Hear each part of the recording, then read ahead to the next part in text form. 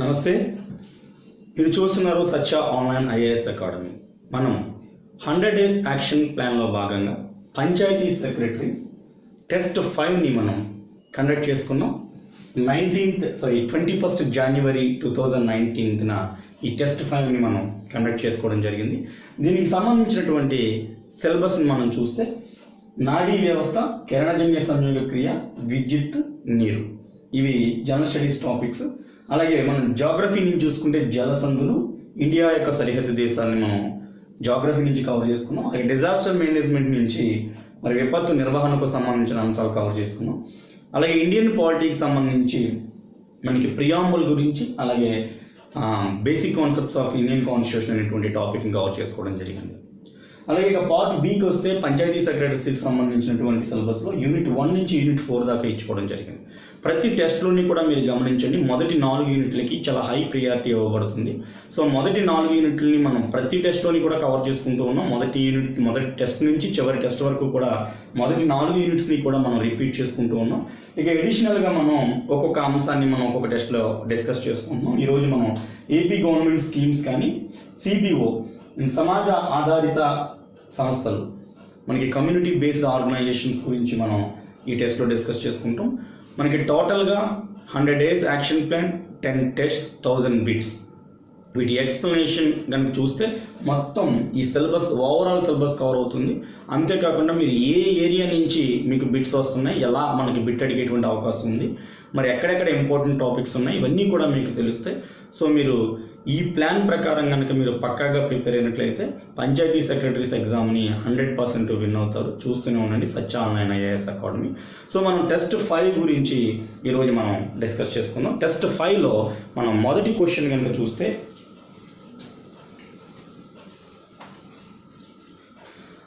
Test 5లో మనం మొదటి question కనుక చూస్తే, ఈ క్రింది ఏది కేంద్రీయ నాడీ వ్యవస్థలో భాగం కాదు? ఈ క్రింది ఏది కేంద్రీయ నాడీ వ్యవస్థలో భాగం కాదు?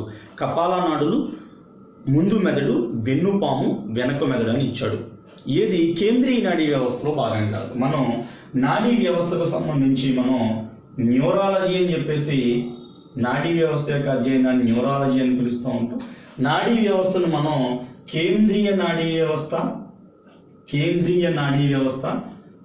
పరధీయ నాడీ వ్యవస్థ, అలాగే స్వయం చోదిత నాడీ వ్యవస్థగా మనం విభజించుకుంటాం. మరి కేంద్రీయ నాడీ వ్యవస్థ కనుక మనం చూస్తే ముఖ్యంగా మెదడు ఉంటుంది ఇందులో, అలాగే వెన్నుపాము ఉంటుంది. మెదడు, వెన్నుపాము ఈ రెండింటినీ కలిసి కేంద్రీయ నాడీ వ్యవస్థ అంటారు. అలా కాకుండా మరి మెదడు, వెన్నుపాము ఈ రెండింటి నుంచి వచ్చేటువంటి నాడులు ఉంటాయి కదా, నెర్వ్స్, ఆ నాడులను పరధీయ నాడీ వ్యవస్థ అంటారు. అంటే పరధీయ నాడీ వ్యవస్థలో ఏమొస్తాయి? చాలక నాడులు వస్తాయి, జ్ఞాన నాడులు వస్తాయి, మిశ్రమ నాడులు వస్తాయి. సో మనకి మెదడు నుండి, వెన్నుపాము నుండి వచ్చేటువంటి నాడులు, మెదడు నుంచి కపాల నాడులు వస్తాయి, వెన్నుపాము నుంచి వెన్ను నాడులు వస్తాయి.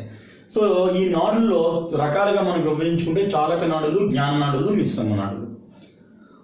సో ఈ జ్ఞాన నాడులు అనేటువంటివి ప్రభావకాంగాల నుంచి సమాచారాన్ని మెదడుకి అందజేస్తే, చాలక నాడులు వచ్చేసి మరి ఈ చాలక నాడులు అనేటువంటి మెదడు యొక్క ఆదేశాలకు అనుగుణంగా మనకి పనిచేయడం అనేటువంటిది, వాటి యొక్క విధిని నిర్వర్తించడం అనేటువంటి జరుగుతూ ఉంటుంది. మిశ్రమ నాడులు 2 పనులు కూడా చేస్తాయి. సో ఈ నాడులు అనేటువంటివన్నీ కలిసి పరధీయ నాడీ వ్యవస్థలోకి వస్తాయి. ఇక స్వయం చోదిత నాడీ వ్యవస్థ అనేటువంటిది మరి అటానమస్గా అది రెస్పాండ్ అవుతూ ఉంటుంది. మరి అసంకల్పిత ప్రతీకార చర్యల విషయంలో మనం చూస్తూ ఉంటాం. సో అడిగినటువంటి ప్రశ్న ఏంటి అంటే, ఏది కేంద్రీయ నాడీ వ్యవస్థలో భాగం కాదు అన్నాడు. కపాల నాడులు అనేటువంటివి పరధీయ నాడీ వ్యవస్థలో భాగం, కేంద్రీయ నాడీ వ్యవస్థలో భాగం కాదు. సో సరైన సమాధానం ఆప్షన్ 1. క్వశ్చన్ నెంబర్ 2 చూస్తే, డోపమైన్ అనేటువంటి రసాయన పదార్థం లోపం వల్ల కలిగే పక్షవాతం ఏంటి? డోపమైన్ అనేటువంటి రసాయన పదార్థం లోపం వల్ల వచ్చేటువంటి పక్షవాతం ఏది అని ఇచ్చాడు. ఆప్షన్ 1 పెరాలసిస్ ఇచ్చాడు. పెరాలసిస్ అనేటువంటిది డోపమైన్ లోపం వల్ల రాదు, అది ఒక రకమైన పక్షవాతమే, కానీ అది డోపమైన్ అనేటువంటి లోపం వల్ల రాదు. ఇక ఆల్జీమర్స్ అనేటువంటిది మతిమరుపు వ్యాధి. మరి ఈ మతిమరుపు వ్యాధి కూడా మనకి అమ్నీషియా అని చెప్పేసి మనం పిలుస్తూ ఉంటాం. ఇది కూడా డోపమైన్ యొక్క లోపం వల్ల రాదు. ఇక మూడోది పార్కిన్సన్ వ్యాధి. ఈ పార్కిన్సన్ వ్యాధి అనేటువంటిది డోపమైన్ లోపం వల్ల వచ్చేటువంటి మరి ఒక రకమైనటువంటి పక్షవాతంగా మనం పార్కిన్సన్ వ్యాధిని చెప్తాం. 4వ ఆప్షన్లో స్క్రీజోఫ్రీనియా అని చెప్పేసి ఇచ్చాడు. స్క్రీజోఫ్రీనియా అంటే మనకి కేంద్రీయ నాడీ వ్యవస్థ సరిగ్గా పనిచేయకపోవడం వల్ల లేనటువంటి వస్తువులు ఉన్నట్టుగా ఊహించుకోవడం, లేనటువంటి శబ్దాలను ఉన్నట్టుగా ఊహించుకోవడం, పక్కన ఏదో ఒక వ్యక్తి మనకు కనిపిస్తున్నట్టుగా మనం ఊహించుకోవడం, లేదా ఏదో ఒక శబ్దం అక్కడ ఏం జరగకపోయినా ఏదో శబ్దం వస్తున్నట్టుగా మనం ఫీల్ అవ్వడం, ఇవన్నీ కూడా స్క్రీజోఫ్రీనియాలో ఉంటాయి. సో సరైన సమాధానం డోపమైన్ లోపం వల్ల పార్కిన్సన్ అనేటువంటి పక్షవాతం వస్తుంది. సరైన సమాధానం ఆప్షన్ 3. ఇక క్వశ్చన్ నెంబర్ 3 చూస్తే, రమేష్ అత్యధికంగా ఆల్కహాల్ సేవించి ఉన్నాడు, అయితే అతనిలో తాత్కాలికంగా పని చేయనటువంటి మెదడులో భాగం ఏది అంటాడు. చాలా మంచి ప్రశ్న. రమేష్ మనకి విపరీతంగా ఆల్కహాల్ తాగి ఉన్నాడు, అయితే అతనిలో తాత్కాలికంగా మెదడులో ఏ భాగం పనిచేయదు అని ఇచ్చాడు. అందులో ఆప్షన్ 1లో హైపోథలామస్ ఇచ్చాడు. ఈ హైపోథలామస్ అనేటువంటిది ఎక్కడ ఉంటుంది? హైపోథలామస్ మనకి ఏదైతే మనకి మస్తిష్కం ముందు మెదడు ఏదైతే ఉంటుందో ముందు మెదడు యొక్క కొంచెం వెనక భాగంలో ద్వారగోర్ధము హైపోథలామస్ అనేటువంటి నిర్మాణాలు అనుకుంటాయి. ఈ హైపోథలామస్ అనేటువంటిది ముందు మెదడుకు కొంచెం వెనక భాగంలో ఉండేటువంటి నిర్మాణము హైపోథలామస్. సాధారణంగా ఆకలి, దప్పిక, ప్రేమ, భావోద్వేగాలు, ఓకేనా, స్పర్శ జ్ఞానము, లైంగిక వాంఛ, ఇలాంటివన్నీ కూడా హైపోథలామస్ యొక్క ఆధీనంలో ఉంటాయి. హైపోథలామస్ ఆధీనంలో ఉండడం వలన మెదడులో ఉండేటువంటి ఈ ఆకలి, దప్పిక, తర్వాత ఏదైనా మనకి ఒక రకమైన హైపోథలామస్ కాదు, ముందు మెదడు కాదు, మధ్యాముఖం కాదు, అనుమస్తిష్కం సరైన సమాధానం అవుతుంది. దీనికి కారణం ఏంటంటే అనుమస్తిష్కము అనేటువంటిది సమతాస్థితి అవయవం. అంటే శరీరము సమతాస్థితిలో ఉండడానికి అనుమస్తిష్కం కారణం. కానీ ఈ ఏదైనా మత్తు పానీయాలను సేవించినటువంటి వ్యక్తులు, ఆల్కహాల్ సేవించినటువంటి వ్యక్తుల్లో అనుమస్తిష్కము తాత్కాలికంగా పనిచేయడం మానేస్తుంది. ఎప్పుడైతే అనుమస్తిష్కం తాత్కాలికంగా పనిచేయలేదో అది సమతాస్థితి అవయవం కాబట్టి మనిషి సమతాస్థితిని కోల్పోతాడు. అందుకనే తాగి ఉన్న వ్యక్తి అటు ఇటు ఊగడానికి గల కారణం ఏంటి అంటే సమతాస్థితి అవయవమైనటువంటి అనుమస్తిష్కము సక్రమంగా పనిచేయకపోవడం వల్లనే మనకు ఆ విధమైనటువంటి జరుగుతుంది.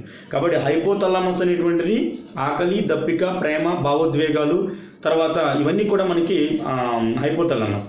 అలాగే మనకి మస్తిష్కం అనేటువంటిది ఆలోచన, తెలివితేటలు, ఊహాశక్తి, ఇవన్నీ కూడా మనకి మస్తిష్కం. మధ్యాముఖం అనేటువంటిది శ్వాసక్రియ, రక్త ప్రసరణ, గుండె కొట్టుకోవడం, దగ్గడం, తుమ్మడం లాంటి ఈ చర్యలన్నీ కూడా మనకి మధ్యాముఖం యొక్క ఆధీనంలో ఉంటాయి. ఇక సమతాస్థితి అవయవంగా అనుమస్తిష్కం పనిచేస్తుంది. సరైన సమాధానం ఆప్షన్ 4. క్వశ్చన్ నెంబర్ 4, ఈ క్రాంతిలో కిరణజన్య సంయోగ క్రియ రేటు అధికంగా ఉండును. ఏ క్రాంతిలో కిరణజన్య సంయోగ క్రియ రేటు అధికంగా ఉండును? ఎరుపు, నీలము, ఆకుపచ్చ, పసుపు ఇచ్చాడు. యాక్చువల్గా మనకి ఫోటోసింథసిస్ అనేటువంటిది ఎరుపు రంగు కాంతిలో ఎక్కువగా జరుగుతుంది. ఎరుపు రంగు కాంతి తర్వాత సెకండ్ ప్లేస్ నీలం రంగు కాంతిలో ఎక్కువ జరుగుతుంది. అసలు మనకి కిరణజన్య సంయోగక్రియ ఏ కాంతిలో జరగదు అంటే ఆకుపచ్చని కాంతిలో అసలు కిరణజన్య సంయోగక్రియ జరగదు. కారణం ఏంటి అంటే కిరణజన్య సంయోగక్రియ జరిగేటప్పుడు మనకి ఆకుపచ్చ రంగు కాంతి వేస్తే ఆకు కూడా ఆకుపచ్చ రంగులోనే ఉండడం వలన ఆ కాంతిని అబ్జర్వ్ చేసుకోకుండా పరావర్తనం చెందిస్తుంది. దానివల్ల మన కిరణజన్య సంయోగక్రియ జరిగేటువంటి అవకాశం ఉండదన్నమాట. కాబట్టి ఆకుపచ్చని కాంతిలో కిరణజన్య సంయోగక్రియ జరగదు. ఎరుపు వర్ణంలో చాలా వేగంగా కిరణజన్య సంయోగక్రియ జరుగుతుంది. క్వశ్చన్ నెంబర్ 5, పత్రాలు ఆకుపచ్చగా ఉండడానికి గల కారణం ఏమిటి? ఎందుకు పత్రాలు ఆకుపచ్చలో ఉంటాయి? జాంతోఫిల్సా, క్లోరోఫిల్లా, కెరోటిన్సా, లైకోఫిన్నా అని చెప్పేసి మనం అడిగాడు. జాంతోఫిల్స్ అనేటువంటివి పసుపు వర్ణం ఇవ్వడానికి జాంతోఫిల్స్ అనేటువంటి ఉపయోగపడతాయి. సో అది కాదు. క్లోరోఫిల్ అనేటువంటిది హరిత రేణువులో పత్రాలు ఆకుపచ్చగా ఉండడానికి ఈ క్లోరోఫిల్ అనేటువంటివి మరి కారణమవుతుంది. కాబట్టి క్లోరోఫిల్ సరైన ఆన్సర్ అవుతుంది. ఇక కెరోటిన్స్ అనేటువంటివి జాంతోఫిల్స్, లైకోపిన్స్, అలాగే బీటా కెరోటిన్స్, ఇవన్నీ కూడా కెరోటిన్స్లోకి మనకి వస్తాయి. అలాగే లైకోపిన్ అనేటువంటిది ఎరుపు వర్ణానికి కారణమవుతుంది. టమాటా ఎర్రగా ఉండాలి గల కారణమైనటువంటి వర్ణ పదార్థం ఏది అంటే లైకోపిన్. సో సరైన సమాధానం ఆప్షన్ 2 అవుతుంది. క్వశ్చన్ నెంబర్ 6, ఆకులో పత్రరంధ్రాలు అధికంగా ఉండే చోటు ఏది? ఆకులో పత్రరంధ్రాలు ఎక్కడ అధికంగా ఉంటాయి? పత్రం యొక్క ఉపరితల భాగంలోన, పత్రం యొక్క అడుగు భాగంలోన, పత్రం యొక్క అంచుల వద్ద, పత్రం యొక్క మధ్య భాగంలోన అని ప్రశ్న వచ్చినప్పుడు పత్రరంధ్రాలు అనేటువంటివి పై భాగంతో పోల్చుకుంటే అడుగు భాగంలో చాలా అధికంగా ఉంటాయి. సో అందుకనే వాయు వినిమయం అనేటువంటిది అడుగు భాగంలో ఎక్కువగా జరగడం జరుగుతుంది.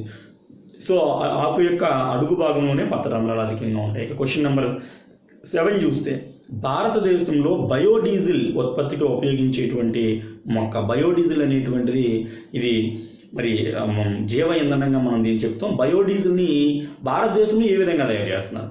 So option 1 జత్రోఫా carcass. జత్రోఫా కర్కస్ అనేటువంటిది అడవి ఆముదం నుంచి బయోడీజిల్ తయారు చేస్తున్నారు మన ఇండియాలో. పొంగామియా పిన్నెటా. పొంగామియా పిన్నెట అంటే గానుగ మొక్క. సో దాని నుంచి కూడా మనం బయోడీజిల్ తయారు చేస్తున్నాం. జియామేజ్ అనే మొక్కజొన్న ద్వారా భారతదేశంలో ఈ బయోడీజిల్ అనేటువంటిది ప్రొడ్యూస్ చేయటం లేదు. సో సరైన సమాధానం ఆప్షన్ 1 and 2. సో సరైన సమాధానం ఇక్కడ మనకి 4 అవుతుంది. Question number 8. దీనిని 21వ శతాబ్దపు ఇంధనంగా పిలుస్తారు. బయోగ్యాస్, బయోమాస్, హైడ్రోజన్ శక్తి, బయోడీజిల్. సో బయోగ్యాస్ అనేటువంటిది 21వ శతాబ్దపు ఇంధనం కాదు, ఆల్రెడీ మనం దీన్ని యూజ్ చేస్తున్నాం, బయోగ్యాస్ని ఎక్కువగా ఉపయోగిస్తున్నాం.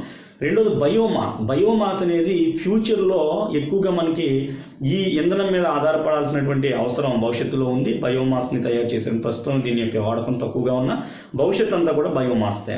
ఇక మూడవది హైడ్రోజన్ శక్తి ద్వారా కూడా, అంటే హైడ్రోజన్ మనకి స్వేచ్ఛగా లభించదు, అది హైడ్రోకార్బన్స్ రూపంలోనూ వేరే రూపంలోనూ ఆక్సిజన్తో కలిసి మనకి ఇక్కడ హైడ్రోజన్ అనేటువంటిది కనిపిస్తుంది.